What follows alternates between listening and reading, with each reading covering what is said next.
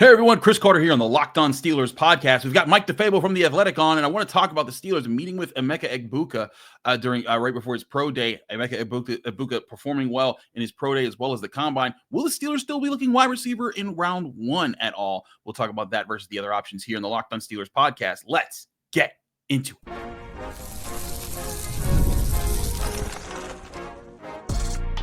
You are Locked On Steelers, your daily Pittsburgh Steelers podcast, part of the Locked On Podcast Network, your team every day.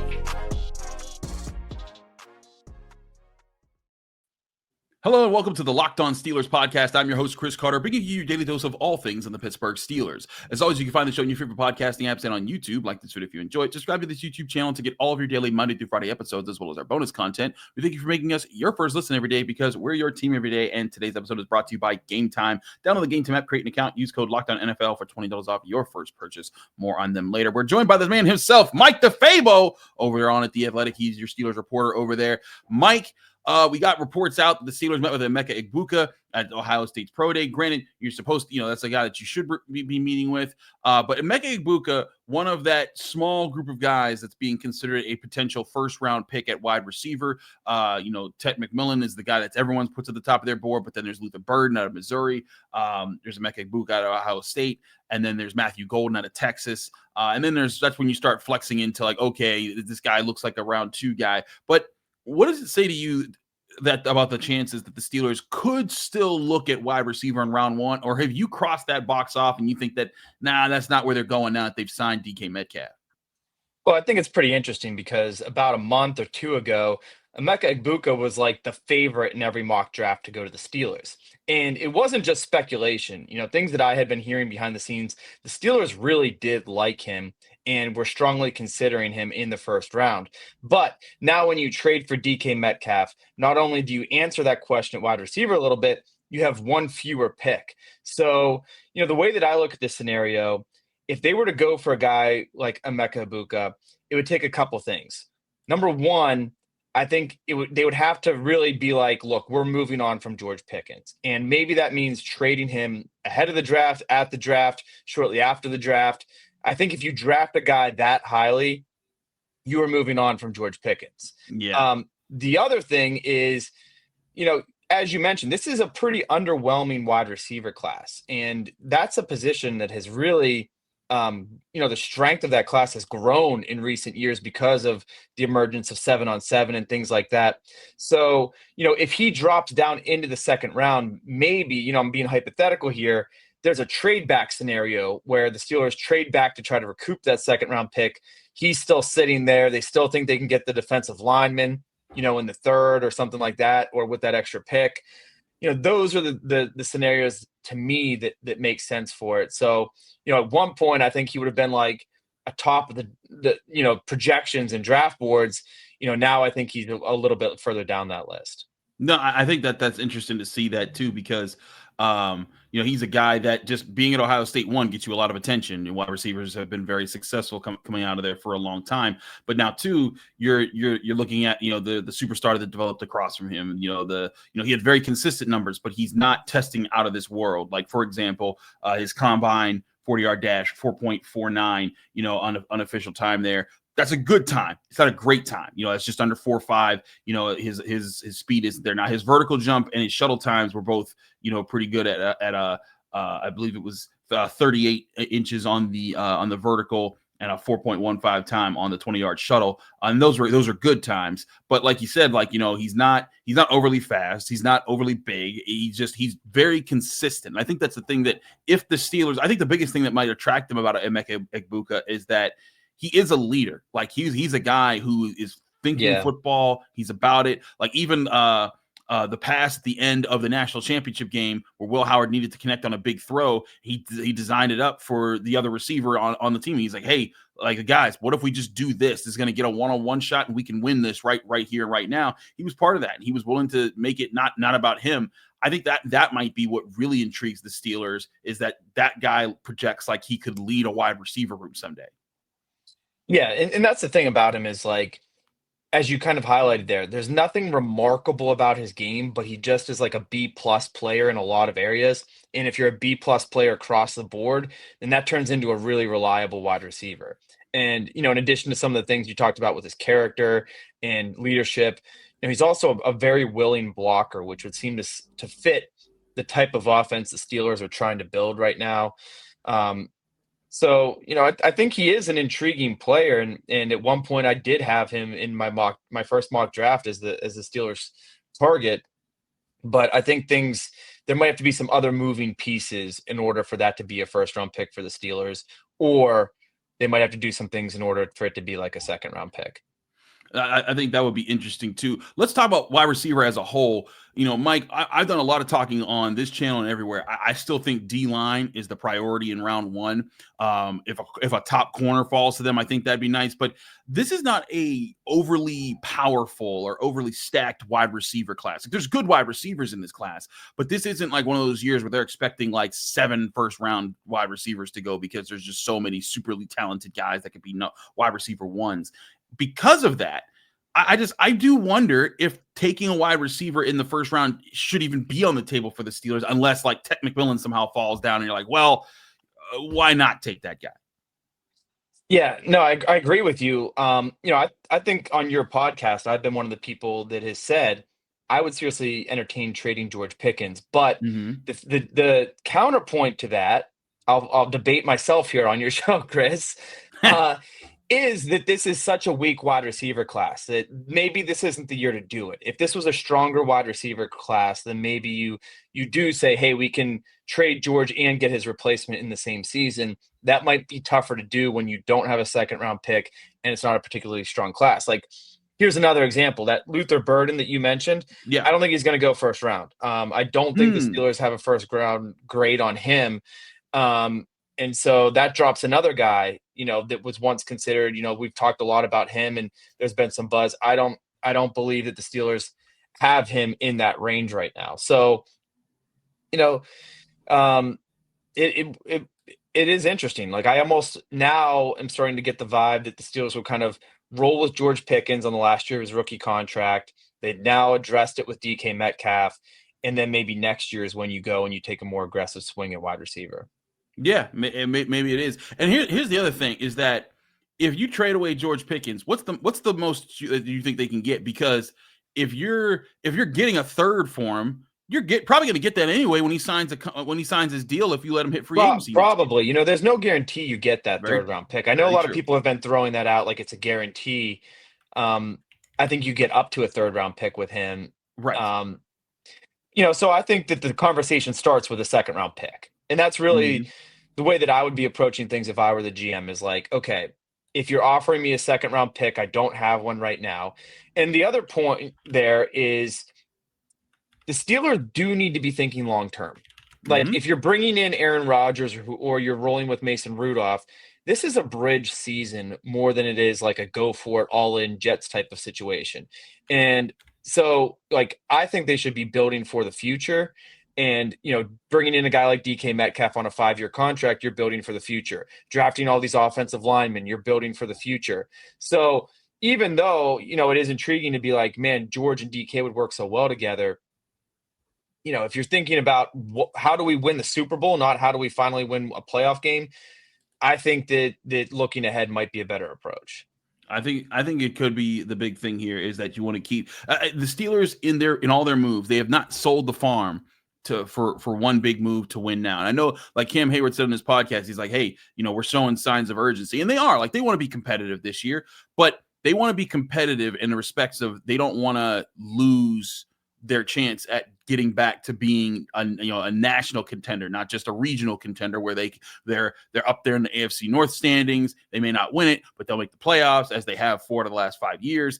And then they want to actually be a contender in the playoffs. And to be that, you need heavier hitters, and you need to keep building the nucleus that you've been putting together piece by piece for the past few years now.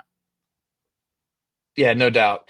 And that's why also, just to take this full circle, why I think defensive line makes more sense, because that's probably the bigger need. Like, right now, they're wide receiver, you're kind of building for the future. Defensive line, while building for the future, you need a starter. Like the guys that they signed in free agency, I think are nice depth pieces. But after letting Larry Ogunjobi or cutting Larry Ogunjobi, which was a wise move to save some cap space, I don't think he really lived up to his paycheck. I think you need a guy that you're like, this is a plug and play guy on the defensive line, and your best chance of doing that is going to be in the first round. Absolutely. When we come back, I want to talk about another position the Steelers looked at while they were at Ohio State, and that's running back and how that impacts the future of Jaylen Warren with the team. We'll talk about that next here in the Locked On Steelers podcast. Chris Carter, Mike DeFabo, stick with us. We'll be right back. But first, I remind you this show is brought to you by Game Time. Imagine watching your favorite team live, feeling the energy of the crowd, and witnessing unforgettable moments. There's nothing like experiencing a big game in person. Get tickets without it being a stressful process, because that's where Game Time comes in to make it easier than ever to grab last-minute seats at unbeatable prices. With Game Time Picks, the app does all the hard work for you. It curates the best deals so you don't have to waste time searching through endless ticket listings. The curated deals make it super simple to find great tickets at a great price, so no more sifting through thousands of options. The seat view feature is a game changer. Before I even hit buy, I can see exactly what my seat will look like in the venue. It's so reassuring. And the best part, you're covered with Game Time's lowest price guarantee. If you ever find a deal better somewhere else, they'll refund you 110% of the difference of those prices. Plus, your tickets are guaranteed to be delivered on time with easy cancellation options if something comes up. Ready to make your next event even better? Download the Game Time app, create an account, and use code LOCKEDONNFL for $20 off your first purchase. Terms and conditions apply. Again, that's LOCKEDONNFL for $20 off. Download Game Time today. Last minute tickets, lowest price, guaranteed.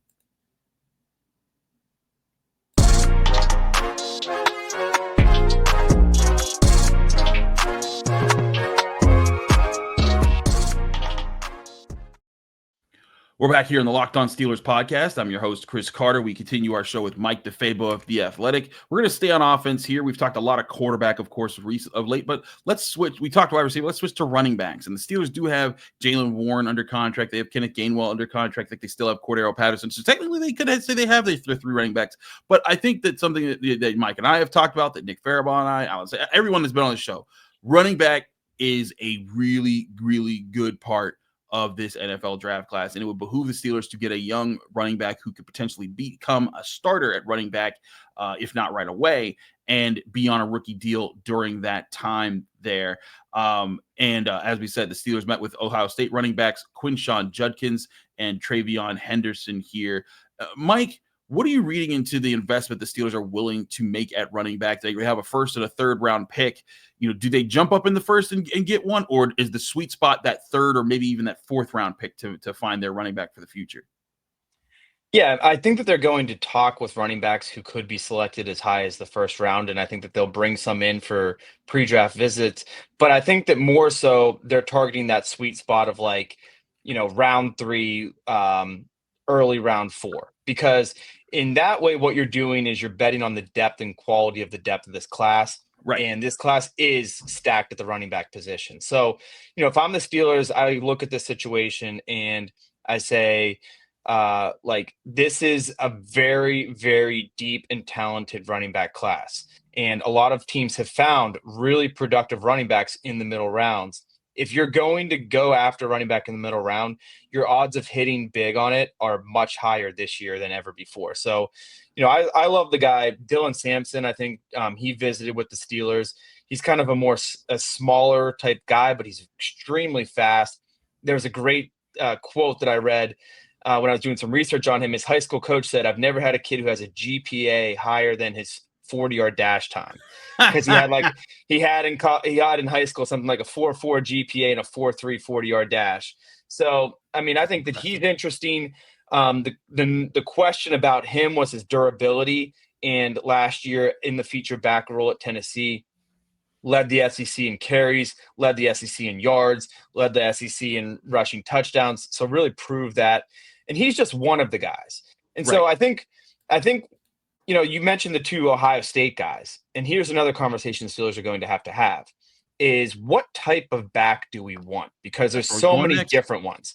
Mm-hmm. And so, Travion Henderson, who you mentioned, he's kind of more in the mold of Kenneth Gainwell and right. Jaylen Warren.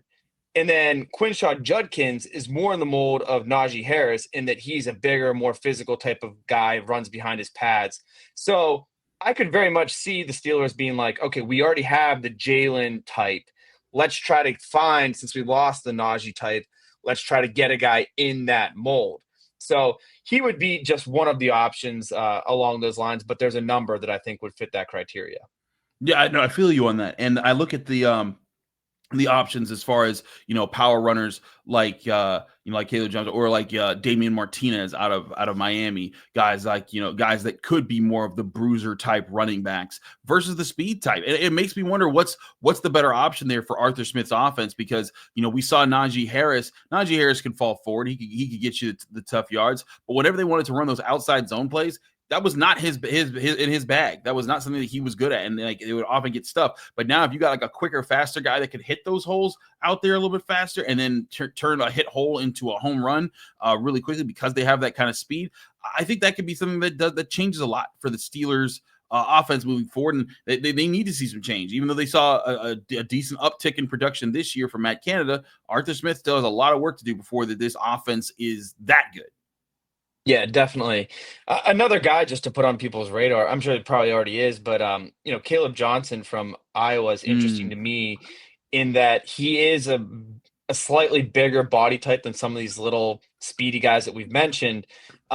He's also very familiar with outside zone. That was the primary rushing concept with Iowa, where he was last year. So I think he would be an interesting guy to kind of circle and think about. But again, it's like, because there's so many quality backs in this draft, it's just such a good year to be looking for one. And that's why I think that the Steelers will do so. Yeah, same here. Because again, like, we're talking about these guys. There's just plenty of guys in this draft class that I think could be drafted, and like, maybe they don't become a starter right away, but they'd have the potential, like DJ Giddens out of Kansas State, Devin Neal out of Kansas, Jadon Blue out of Texas, Basil Tootin out of Virginia Tech. Like, these are all guys going down where, like, I think that you could see a path for them becoming a feature guy in an offense. But right now, the feature guy is Jaylen Warren. He's the guy that they kept around here. What is his future at running back, Mike? Is this basically his one shining moment where he's going to get a chance to prove that he's worth that future deal? Or do you think the Steelers try to keep him longer term, even if they draft a rookie this year, as a way of pairing a young guy with a vet? Well, last year I looked at it, and last year seemed like the make or break year for Najee Harris. And if you're a running back, there may not have been a better situation in that you had an offensive coordinator very committed to running the football. The Steelers ran the ball fourth most in the NFL last year. Then, you have this remade offensive line. Now, that offensive line didn't fully evolve the way that you had hoped last season, but now with Troy Fautanu coming back, Jaylen Warren should be in a great situation to produce. And I think last year was a surprisingly underwhelming season for him. Yeah. And I think there's a couple factors for that. He suffered a knee injury right at the end of training camp, and that was an issue for him. Then he had a hamstring injury. It was one or the other, but those were the two injuries, hamstring and knee, right, back to back. And he wasn't himself, I think, until like maybe the midpoint in the season. Then part of me wonders if maybe Arthur Smith, because he wasn't quite so familiar with him, didn't quite realize what he had in Jaylen Warren. So, a couple years ago when they got Jaylen Warren, Najee Harris was saying to him, there's like quotes from Najee saying, "I don't tell him practice to be number 2. I tell him practice to take my job." Well, Jaylen Warren may have taken Najee's job, and this is his year to prove it. So I'm very interested to see. This is definitely going to be like the make or break year for Jaylen Warren, definitely a pivotal moment in his career. It certainly will be. It'll be the chance for him to prove that, hey, I can be the bell cow in an offense. I can be the primary guy. Even if I'm not the bell cow, I can be the primary guy. But to your point, he didn't exactly do that this year when he can. Now, granted, Najee Harris is healthy, and that plays a factor into it. But I think that's the thing that Jaylen Warren needs to show, is that he can do this consistently. He can do all aspects of it consistently. He can catch. He can run. He can take advantage of things there, and he can protect the football, because that's another big part of this. Yeah, and his durability, right? So, like, if you're going to be the feature back, and that's something that really hasn't been you haven't been able to measure that or test that yet because he had such a limited third down role previously, and then last year he had those injuries. So, I think that's one of my biggest questions for Jaylen is like Najee, for all the reasons you could poke holes in his game, he was unbelievably durable. And so now Mhm. you're going to have to replace a ton of carries. And I think it's going to be a by committee approach. And I think every guy is going to carve out their little niche. But here's another stat we were talking about off air, Chris, that's kind of Okay. interesting. First and second down, right? Najee Harris had 4.4 yards per carry on first down, 4.1 on second. Jaylen had 4.1 on first and 4.2 on second. So not a significant difference, even though like over his first 2 years, Jaylen was one of the best yards per carry backs in the entire league, if not the Right. top guy. His first and second down production wasn't there last year. Was that because of injury? Was that because familiarity with the scheme?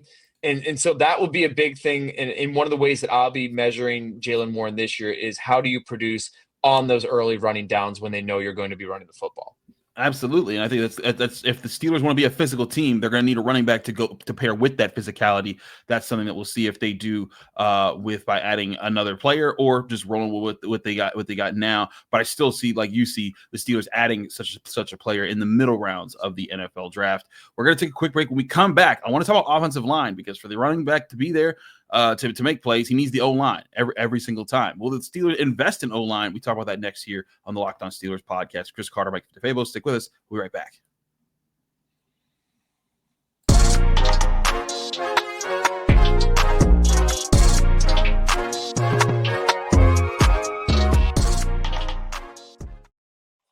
We're back here on the Locked On Steelers podcast. Chris Carter, Mike DeFabo of The Athletic. Mike, let's talk about O-line because the Steelers have invested a lot in O-line. 2 first-round picks at both tackle positions, a second-round pick at center, a 4th-round pick at guard, and they're paying Isaac Seumalo decent money to be that guy at left guard.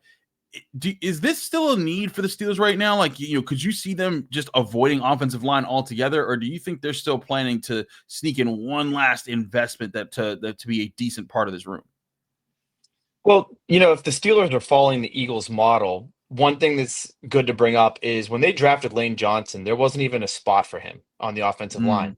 They just identified him and they were like, this is the best available player at a position that we want to be strong in. And eventually, over time, they found a role for him. So I could see a scenario where the Steelers are sitting there and they're like, man, there's this lineman that we're just in love with. And I could see, somebody in that room pounding the table going, we should get this guy. More likely, I think what I imagine is on that day 3.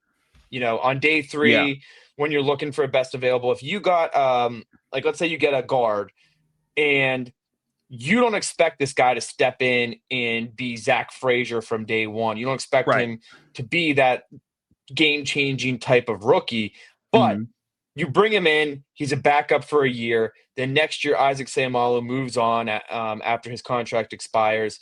Then you give that guy a starting opportunity. Interesting. That's kind of, I think, maybe a sweet spot is like, let's bet on our ability to develop this guy. Let's give him some time and kind of see where it goes from there.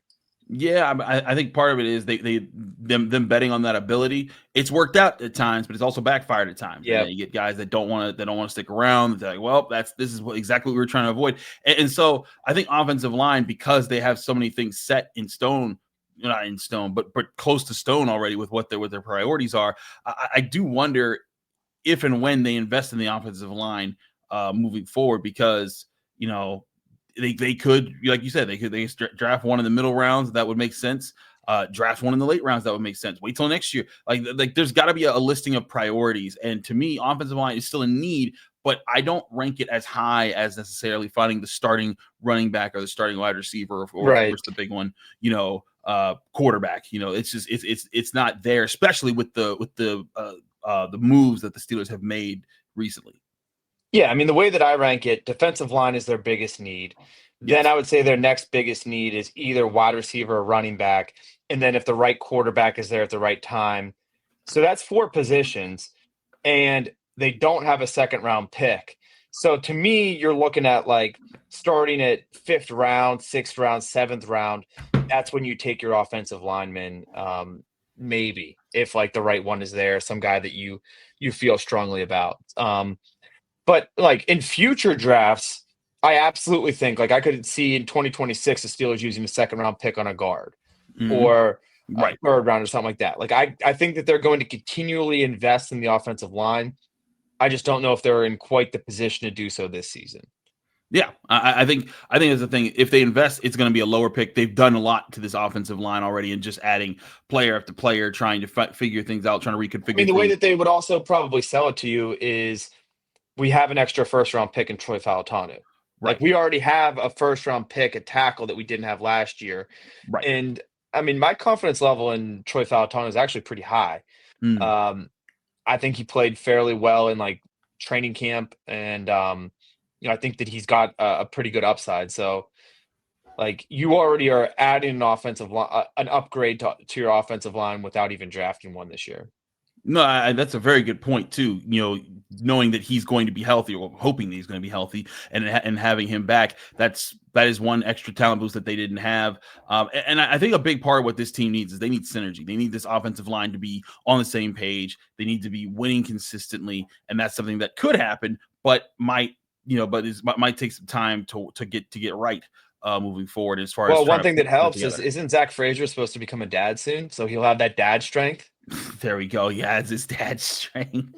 Dads do be getting stronger, though. That is a very good point. But because your dad, though, you're Chris, right?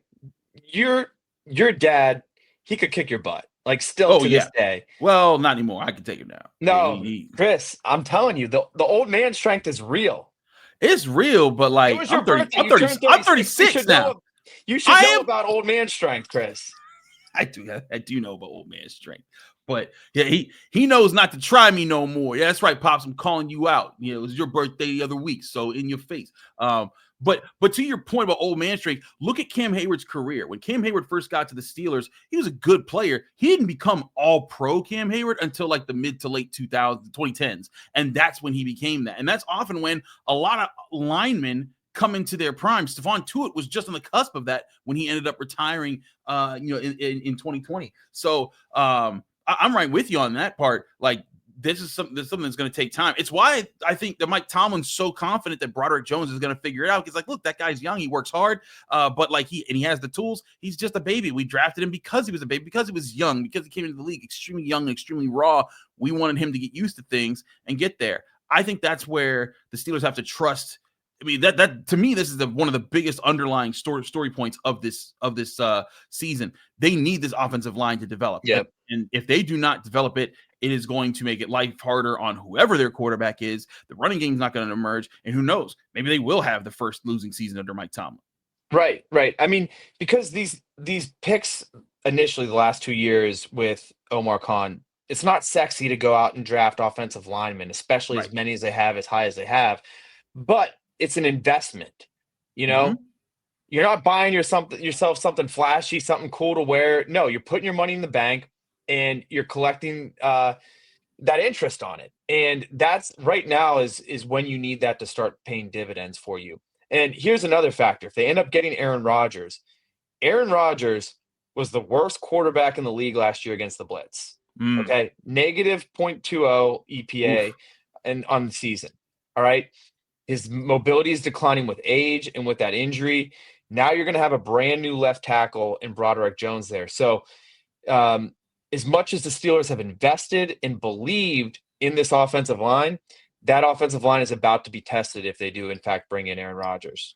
Yeah, they are. And tested in pass protection, but also in run blocking and trying to plow the road to get things open. Because if they draft a running back, even if they don't, they still want to be a balanced offense that can run the ball on you. And that's why I wanted to ask the question, is offensive line still a need? I agree with you, more of a day 3 flyer, and then like seeing where things are next year than necessarily making a big move to bring in an offensive lineman somewhere on your line in 2025. But thank you, Mike, for joining us here on the Locked On Steelers podcast. Let people can find you, follow you, and get more of your work. Yeah, you can follow me on social media at Mike DeFabo. I keep it nice and easy. And of course, read all of my stuff in The Athletic. Absolutely. He's Mike DeFabo. I'm Chris Carter of the Locked On Steelers podcast. You can find me here every Monday through Friday on your favorite podcasting apps and on YouTube. Like this video if you enjoy it. Subscribe to this channel to get all of our Monday through Friday episodes as well as our bonus content. We thank you for making us your first listen today because we're your team every day. And a reminder, I'm also at the Pittsburgh Post-Gazette. You can read my work at post-gazette.com and check me out in the North Shore Drive podcast that comes out every Monday, Wednesday, and Friday on those channels. We're back here tomorrow, finishing out the week. Keep it here for all your Steelers information on the Locked On Steelers podcast.